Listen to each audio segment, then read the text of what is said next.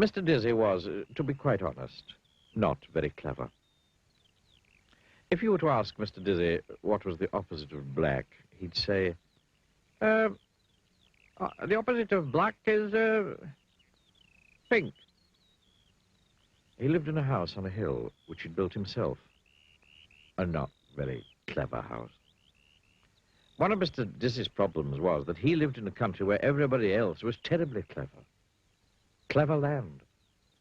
Even the birds were clever in clever land. Everything and everybody in Cleverland was clever. You'll never see a worm reading a book anywhere else but Cleverland. Poor Mr. Dizzy. Everything around him was so clever that it made his head spin. One morning, Mr. Dizzy was out for a walk and he met a pig.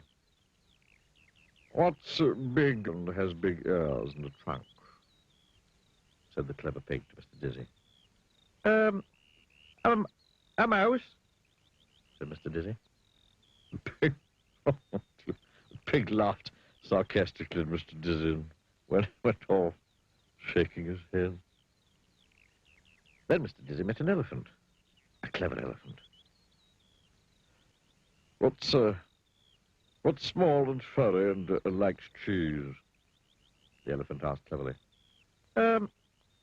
A pig," replied Mr. Dizzy. The clever elephant laughed down his trunk. A pig, you silly man. And off he went. Poor Mr. Dizzy. Mr. Dizzy decided he didn't want to talk to anybody else that day, so he went for a walk in the wood where he knew that he wouldn't meet anybody.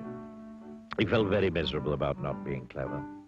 And as he walked along, a tear trickled down his cheek. Poor Mr. Dizzy.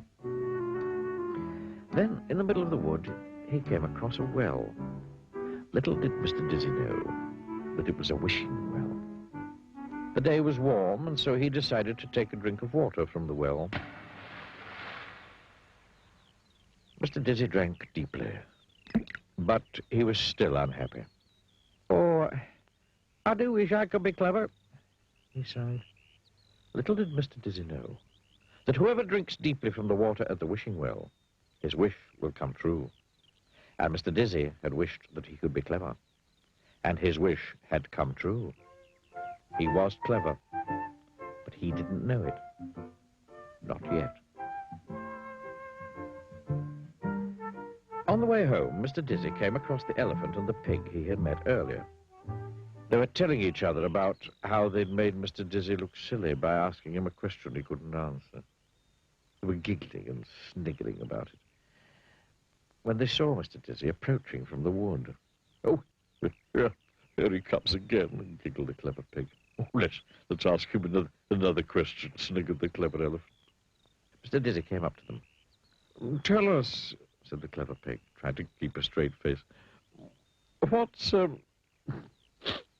what's white and woolly and goes baa?" "Why, a sheep, of course," replied Mr. Dizzy. Pig and the elephant were amazed. To tell the truth, so too was Mr. Dizzy. He suddenly felt very, very clever. And it was a not unpleasant feeling.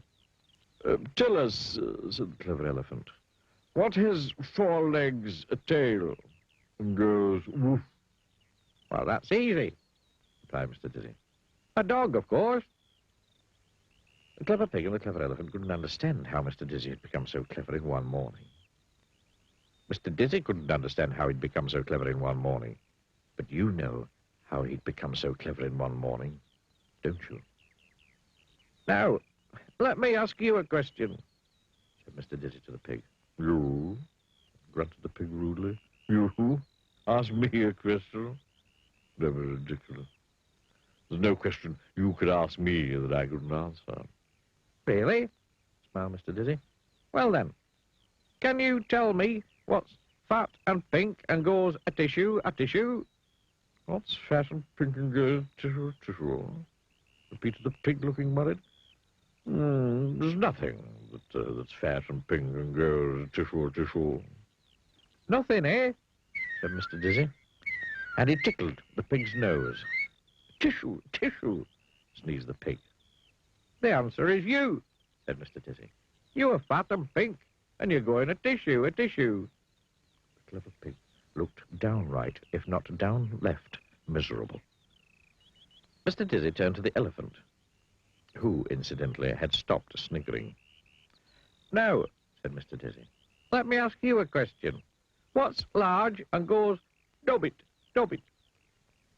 What's large and goes dobbit, dobbit, repeated the elephant, looking worried.